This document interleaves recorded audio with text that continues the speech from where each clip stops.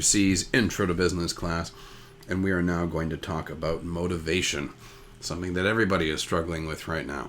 And I have been impressed with most of your motivation, so keep it up, keep going, and know that these classes are not just to give you a grade. These classes are to teach you important information about how the world works and how business works and how life works.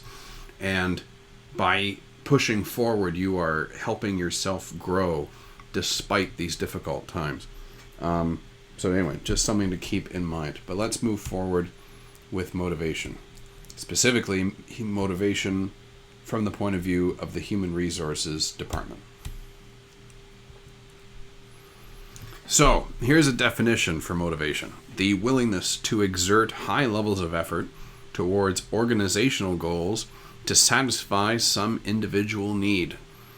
So let's break that down a little bit. First of all, the thing that probably jumped out at you was toward organizational goals. Remember how I said we're looking at this from the point of view of human resource managers. So when you work a job for a company, the motivation may come from within, from yourself, to get a paycheck and to stay employed and to find happiness and to be proud of the work you do. But companies also want employees to be motivated to accomplish organizational goals. And this is much easier for some companies than others. For example, let's take The Office, for example. If you guys have seen that, there's an employee called Jim.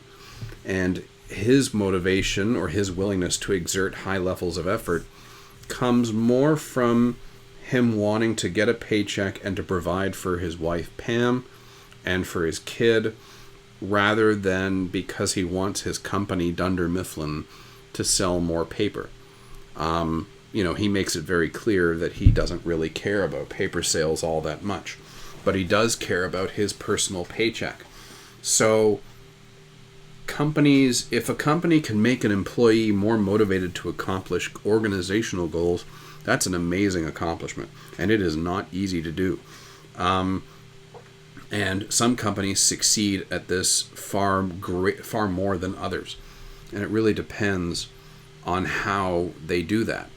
But if you can get employees to be motivated to accomplish organizational goals, then they will work beyond just what's required to get their paycheck. They'll work to make the company better. Some people do this because they want to make the company better so their job is more secure.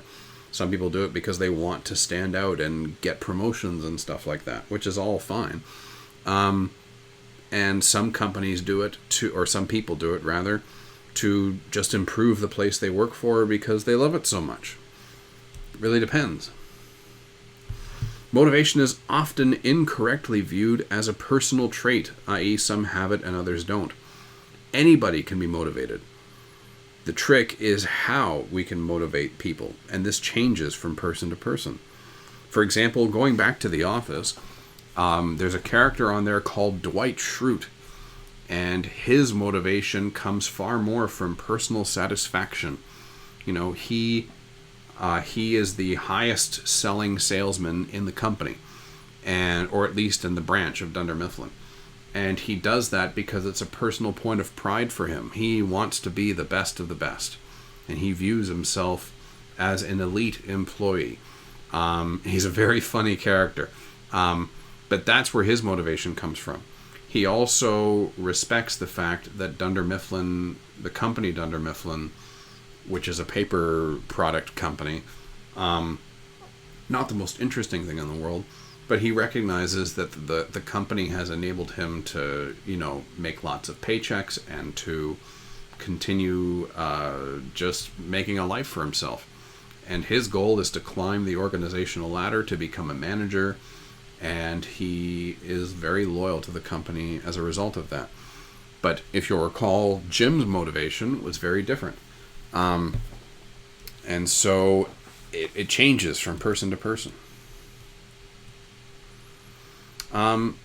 Job satisfaction is a big one that businesses look to change. Businesses want people to care about their jobs. going back to the office, Jim doesn't really care about paper and selling paper, whereas Dwight does. And so from an HR point of view, they would want to try and figure out ways to make Jim care more about the job and to get more satisfaction. Now the question becomes, how do they actually do that? And they don't really. Not in the show anyway. But some ways that they try are, for example, sales commission. And we're going to talk about that later in this presentation. But basically, the more paper Jim sells, the more money he gets. So that is one way to motivate him to be satisfied with his job. He knows that if he keeps getting more and more sales, he's not just making his hourly wage, but he's getting more money on top of that. And so that's one way to make him more satisfied by selling the job. You know, a question for you might be, how might you make Jim more satisfied with his job? You know, how would you make someone who doesn't really care about paper be more satisfied that they're selling paper? And who knows, something that came across my mind is knowing what the customers use the paper for.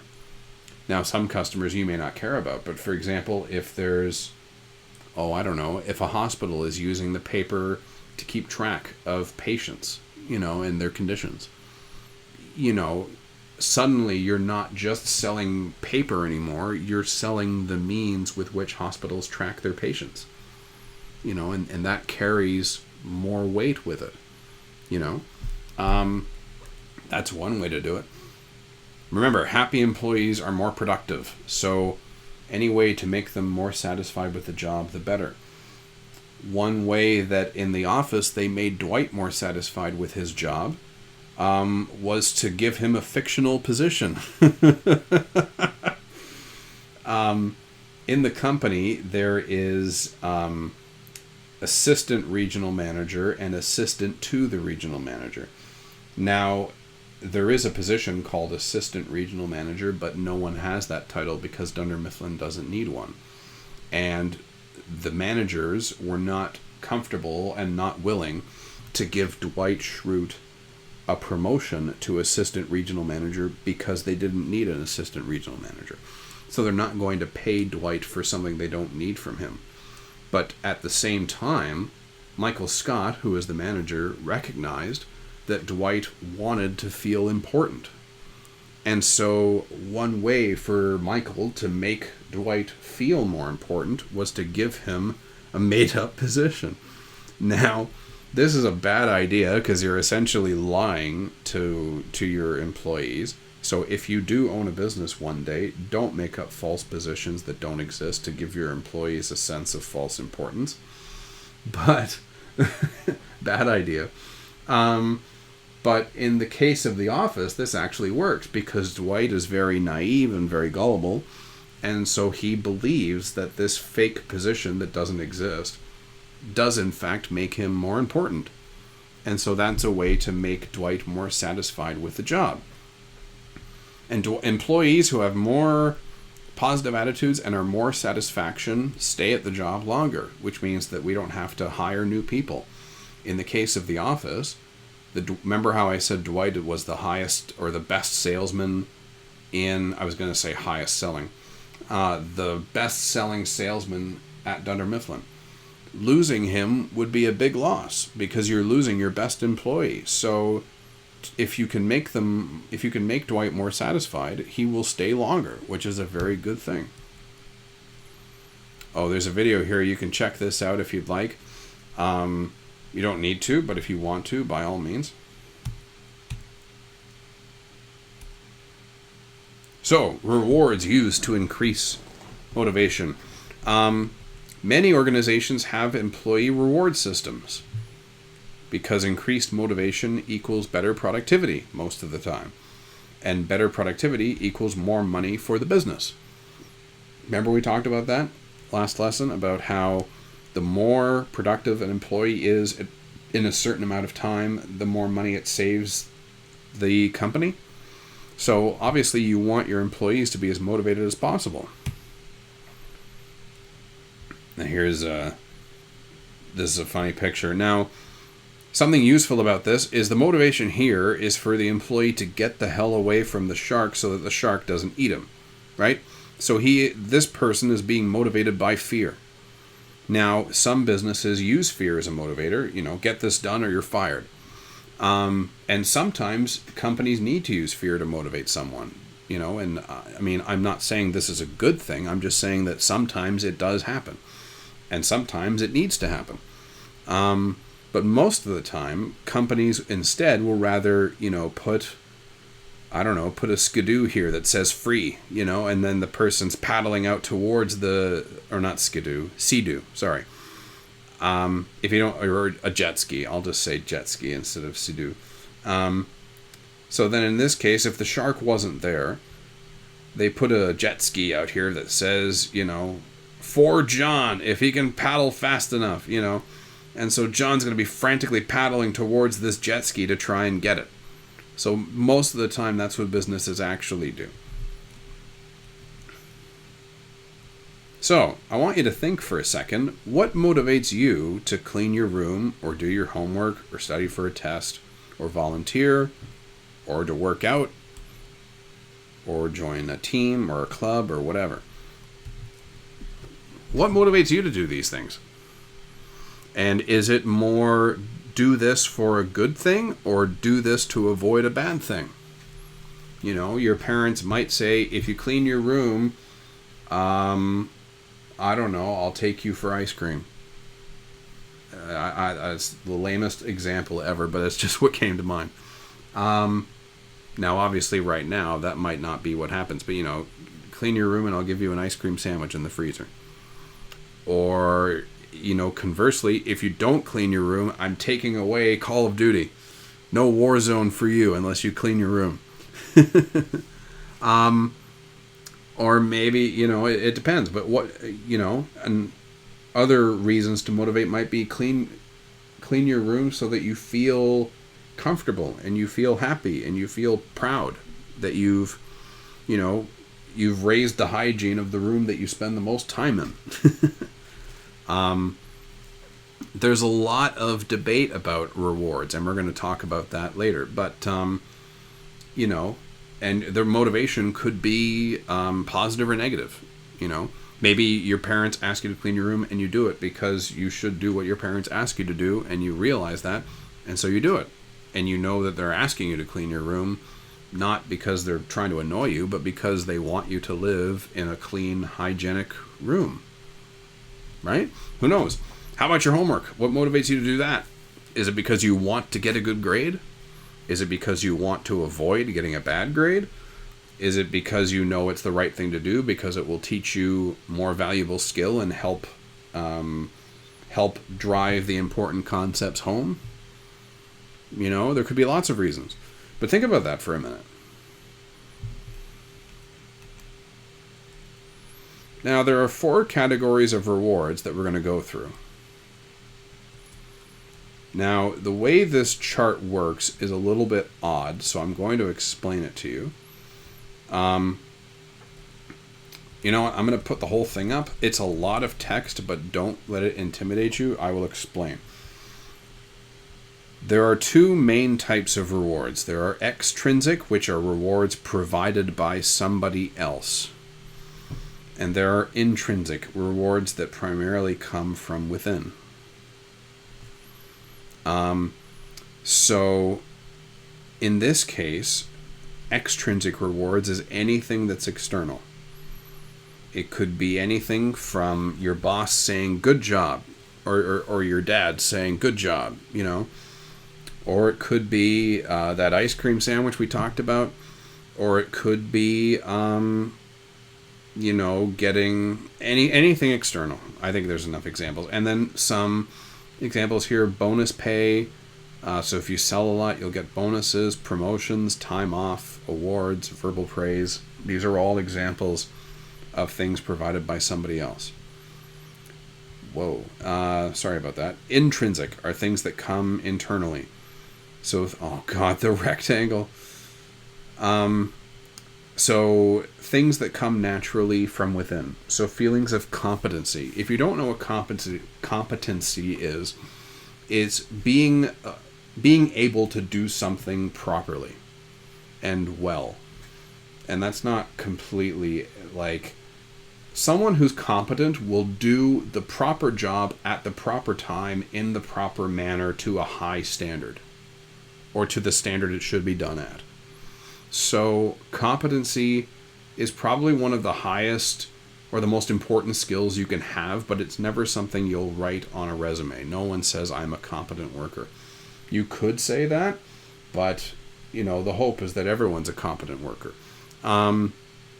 But yeah, being competent is very important, meaning that you do things properly, the way they should be done, when they should be done, how they should be done. And when you realize that inside that you feel that you are competent, it's a good feeling. It's I've done this properly and well and the way it should be done, when it should be done. Good on me. It's a good feeling. It's almost like pride, except it's deeper than that. Personal development. So you'll hear a lot about that, personal development. It basically means growing as a person. Learning is a very valuable thing in the sense that it makes you a better person. It makes you a smarter person. It makes you, it gives you opportunities to earn more money or to accomplish more. You are growing, and that feels good. And this could range from learning how to properly make spaghetti to learning how to use a new software which will earn you money, to learning how to draw a picture, to learning how to perform a new skill set to get a job that you really want, and everything in between. Moving on. Monetary rewards are always extrinsic in the sense that they come from external sources. They could come from you, in the sense that you could say, every time I do my work on time, I'll set $1 off for myself. So that's neither extrinsic nor intrinsic. That's just a monetary reward. But most of the time, monetary rewards are extrinsic because they come from your boss. So, for example, bonus checks, salary increases, stock options, meaning that you get partial ownership of the company if it's a corporation. Expense accounts. This is a fun one. Expense accounts means that you can spend money, you can spend the company's money on things. So, great example is lawyers usually have expense accounts. So, when they're talking to a client, they can take the client out for a really nice dinner, and then the company pays for it. Now, of course, if they do that too much, then the company's going to pull them aside and say, okay, dude, that's enough. All right, you've been to the keg like 20 times in the past month. Enough. Stop it. Now, if you're the owner of a company, then a monetary reward could be whatever profit the company makes after you've paid your employees goes to you. And so if you really worked really hard this month and you sold more products, or your business sold more products than ever before, then the monetary reward would not be extrinsic, but it would be monetary because your company made more money. Non-monetary is rewards that have no cash value. Now, these can be either extrinsic or intrinsic. For example, feeling of self... Oh my God, the rectangle. Flips the desk over. So yeah, feeling good about yourself is a non-monetary reward that came from within. Verbal praise from your boss is also non-monetary, but it is extrinsic because it came from someone else. See what I'm saying? I listed some other non-monetary rewards that are really valuable that a lot of people underestimate. So, for example, and I want you guys to know these so that you succeed that much more. If your boss invites you to a meeting, don't view that as a burden. That is an extraordinary gift, because you will be going to this meeting with your boss accompanying you, so you will be seen to be in higher status. And when you go to this meeting, you'll be introduced to a lot of other people. And these people can open doors for you. They can offer you promotions. They can help you learn more and grow more. They will go to bat for you if you need help. So some people may view like, oh God, I got to go to this stupid meeting with my boss. No, that is the wrong way to look at it. Instead, I get to go to this meeting where I'm going to meet a whole bunch of people, and my boss is going to introduce me to a bunch of people, and this is going to be cool. Like, who knows who I'll meet? I may even meet the owner of the company or something, Wouldn't that be valuable? Lunch with the boss is another one. This is rare, but it does happen. It happened with me once. Going home early, for example. So it's all right, take off early. Now, again, non-monetary, but it is extrinsic. Getting your choice of assignments. This is a great one. So, if your boss says, all right, I want you to look at this list and tell me what you want to do. You might think, oh God, really? I have to make more decisions about the work I'm going to do? That's a huge that's a huge praise from your boss. They trust you so much that they will let you choose what you want to do. Now, that's rare, but it does happen. And if it does happen to you, know that that is a huge accomplishment. Well done. Anyway, there you go. 4 different categories of rewards. Now, we've talked about the importance of a positive attitude in the workplace. We've talked about how employers can help achieve a positive attitude. By the way, I don't know if I actually said it out loud, but rewards are ways of making your employees happy. Now, and so, rewards are ways to keep your employees positive. So providing good compensation can help employees achieve job satisfaction. It's usually the most important consideration because, the only reason you're working is to make a living, right? Because that's why we work. Now,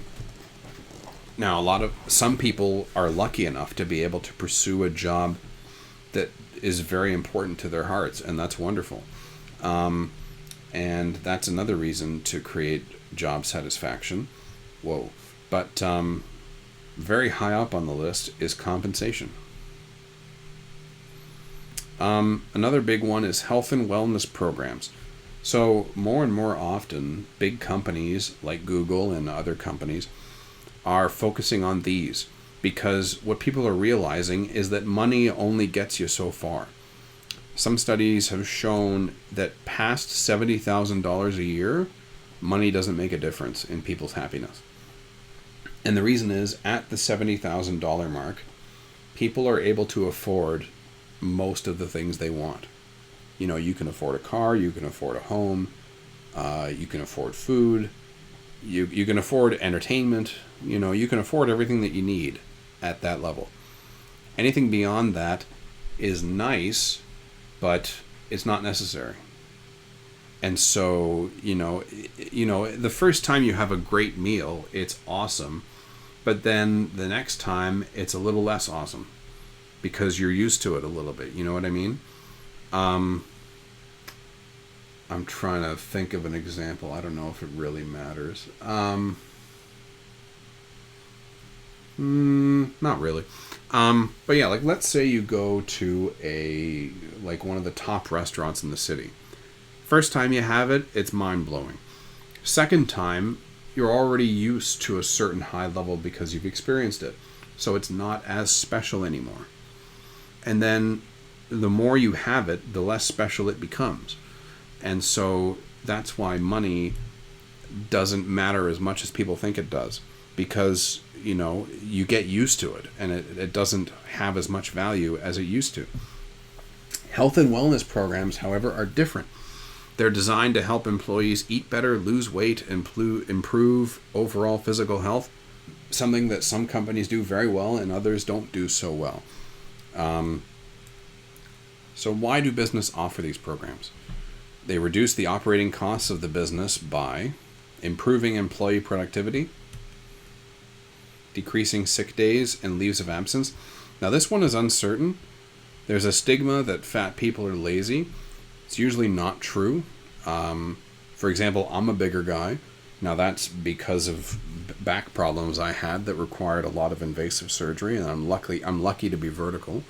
I by that I mean I'm lucky that I can walk. But you know, a lot of people like myself work very hard at our job. We just aren't as physically active as we would like to be. And for some people that's a choice because they're lazy, and for other people it's physically hard. But generally speaking, the healthier somebody is, the less sick days they require. For those of you who don't know, a sick day is when you don't come into work because you're sick, but you still get paid. And the reason for that is because, people have bills to pay and expenses, and so they need money coming in. And companies will offer a certain number of days where they will still pay you, and you don't come in. And the sort of exchange for that is that they assume that you will be honest and true and not misuse sick days. And if they find out that you are misusing sick days, that's a problem. So, for example, don't lie. Like if your friends want to see a movie and you've got to work, don't lie and call in sick. It's a risky thing to do. If they find out that you're lying and you're not sick, you're going to get in trouble. Number 3, lowering health insurance and benefit expenses. So generally speaking, the healthier your employee workforce is, the less health expenses they will endure. Now, this is just generally speaking. I'm not sure how it would actually affect dollar values, but we don't really need to know that for the purposes of this course. A big one, though, is it boosts employee morale and self-esteem. So, when employees are healthier, they have a more positive outlook on things, and they're more willing, more easily motivated. Now, that's not always true. There are, I've worked with some people who are in rock solid shape, but they're not very productive employees.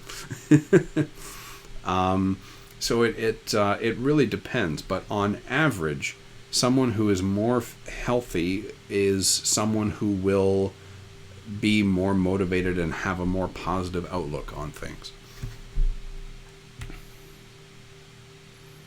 Reduces employee stress levels. Yes and no. It's complicated. I put it in here because it is valid, but it's complicated. So, some common health and wellness programs. Lunch hour exercise programs. Subsidized fitness club memberships. Subsidized means that it's paid for by the company. Fitness breaks instead of coffee breaks. So sometimes companies will run morning yoga sessions, which is pretty cool. You go into the office and then you do yoga for a bit. Counseling programs. So addiction, marriage, financial counseling. Some companies offer it. This is not common, though. Most companies don't have this, but they will have some form of counseling for stress. That's the big one right now, is counseling for stress. Daycare, that's a popular one.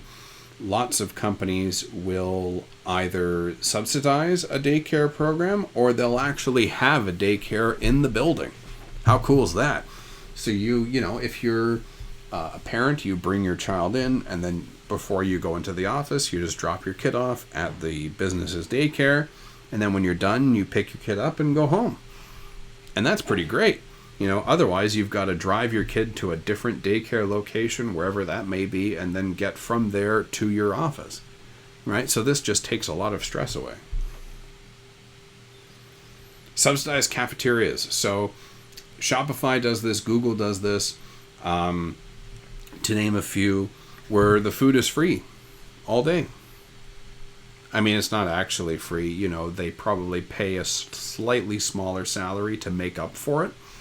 But, that's pretty great. Instead of having to get up and make your breakfast and then go to work, you can just go straight to work.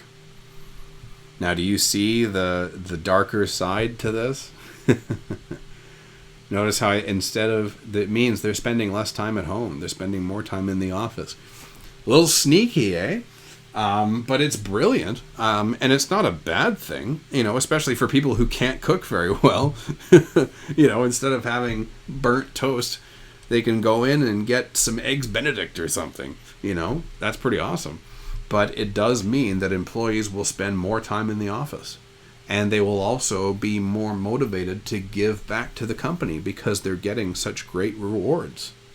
So it's all done for a very clear purpose, and that is to make employees more productive and more motivated. Relaxed dress code, flexible hours, which is a fantastic one.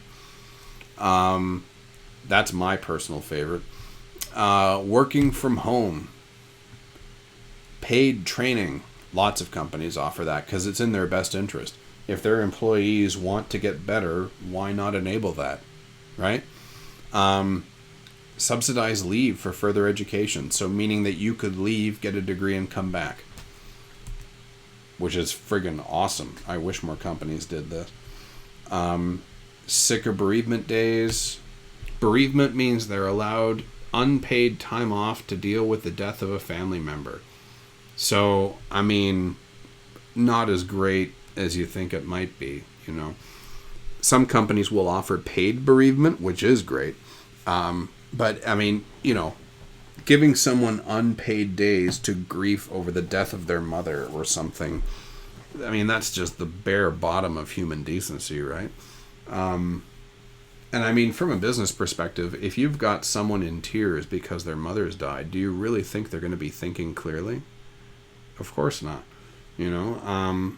So it's in your own interest to do this. But so the operative word here would be paid sick days and paid bereavement days. Health and dental plans. The board is great for this in terms of providing health and dental plans. That's one of the main health and wellness programs of the teaching board is this. And that's it. So, one thing before we wrap this video up is I want to go back to rewards. Hopefully I don't have to scroll too much. Oh, here we go. Do you recall how I said there's some debate over rewards and whether they should be used as much as they are? What do you think will happen if you get a reward for every good thing you do? Think about that for a minute. You're going to want a reward every time you do something, right? And then if you don't get rewarded, you're not going to want to do it. And that's a really destructive way of thinking. We see it in school too, where and this happened to me, when I was younger, I brought in, I wanted to just do something nice for my students for Halloween. So I brought in some Halloween candy, and every time they made an observation that I thought was astute, I would toss them, a little treat-sized Kit Kat or something. And little did I know that I was wiring in their minds that if they said something, they would get candy. And while I had the candy, it worked very well. But when the candy ran out, guess what do you think the first thing they asked after they made a comment was? Where's my candy? Like, well, dude, I just did that for Halloween. And I went, oh. And then they didn't want to contribute after that. I'm not trying to make fun of the students when I say that, but can you see how that's destructive? If when you do something, you're always expecting a reward, then you're not going to want to do things that don't come with a reward. And a lot of very important things don't come with a reward, or at least not the kind of reward that you're thinking of. Like exercising or doing your laundry or keeping a clean kitchen or making healthy food. These are all very important. Or brushing your teeth. These are all very important. But there is no direct reward for them. Your reward for brushing your teeth is not getting a cavity and not having to spend hundreds of dollars and a lot of pain replacing it. Your reward for keeping a clean kitchen is not having an insect infestation. Your reward for doing your laundry is having clean clothes that don't smell. You don't get any candy for doing these things. What you get is an uninterrupted life. And that is a reward, don't get me wrong. But when you start giving people external rewards all the time, they forget about the real reward, which is not having cavities, not having smelly clothes, not having an insect infestation, just being hygienic. And they stop doing these things. Now, I'm not saying that if you give someone a reward within 2 weeks, they're not going to do anything. But if a business owner gives their employees free coffees every time they turn a report in, then pretty soon it's going to be expected that if I turn a report in, I'm going to get a free coffee. And if they don't, then they're not going to want to turn the reports in. So it's a dangerous, it's I don't know if dangerous is the right word, but it's problematic, And people, especially young people, need to realize that very often the reward for doing something that you should do is that your life continues in an uninterrupted manner. Seriously. Like the reward for doing your schoolwork is that you understand important things that will benefit you in the future. Now, that's a big reward, but you're not going to see that right now. You know what I mean? And your reward for brushing your teeth is going to be that they don't fall out when you're 60. Instead they'll fall out when you're 90. That's 30 years of having your teeth, but you're not going to see that reward until you're 60 and you still have your teeth. So while it's a very important reward, you're not going to see it for a long time. And so anyway, I just wanted to go back and touch on that. And unfortunately, people give rewards because we want to incentivize you to do the right thing. The problem with rewarding all the time is that you lose sight of why it's the right thing. Anyway, that's enough. Okay, I've had my teaching moment of the day. I hope you gained something from that. I hope you learned something from this video. I hope you found what was said here useful. And I will see you in the next video. Oh, don't forget, watch that Simon Sinek video. It's really good. Like, I'm not kidding when I say he's a visionary. He is. So yeah, check him out and do the questions. They're fairly easy. Oh, and do the Google Forms quiz. It will not take long. And that's it. Enjoy the rest of your week. I hope you enjoyed the videos, and I will see you next time. Okay, bye.